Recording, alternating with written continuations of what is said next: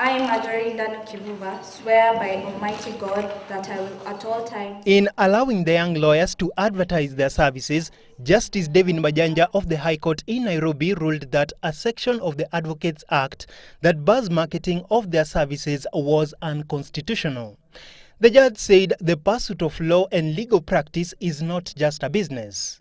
He termed it as a profession which values ethics, professional responsibility, and is committed to the highest ideals of justice.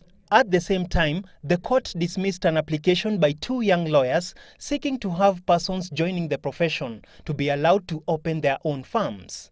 Majanja said they will have to be employed for 2 years before being allowed to open their law firms. Meanwhile, the same judge has dismissed a case challenging the appointment of John Njiraini as the Commissioner General of the Kenya Revenue Authority.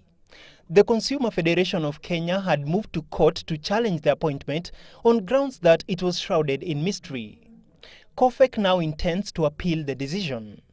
Still in court, the widow of the late renowned architect Joel Nyasame will have to wait for 14 days to know whether she can bury her husband at their current home or in Kisumu, as proposed by his kinsmen. The widow Rose Nyaseme was dealt a blow Thursday after the High Court ruled that Nyaseme be buried by his kinsmen in Kisumu, since he did not leave a will indicating where he wanted to be buried.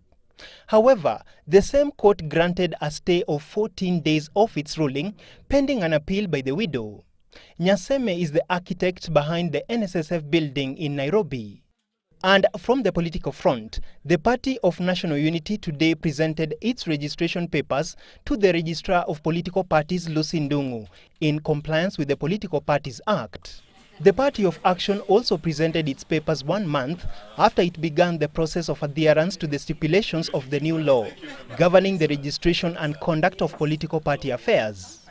The Party of National Unity Chairman George Saitoti voiced his desire for a peaceful election and urged other parties to focus on debating issues in a peaceful manner rather than engaging in personal attacks. Presidential hopeful Raphael Tuju of Poa Party also presented a check of $500,000 shillings on behalf of the Party of Action to the registrar, as is required for registration of new political parties.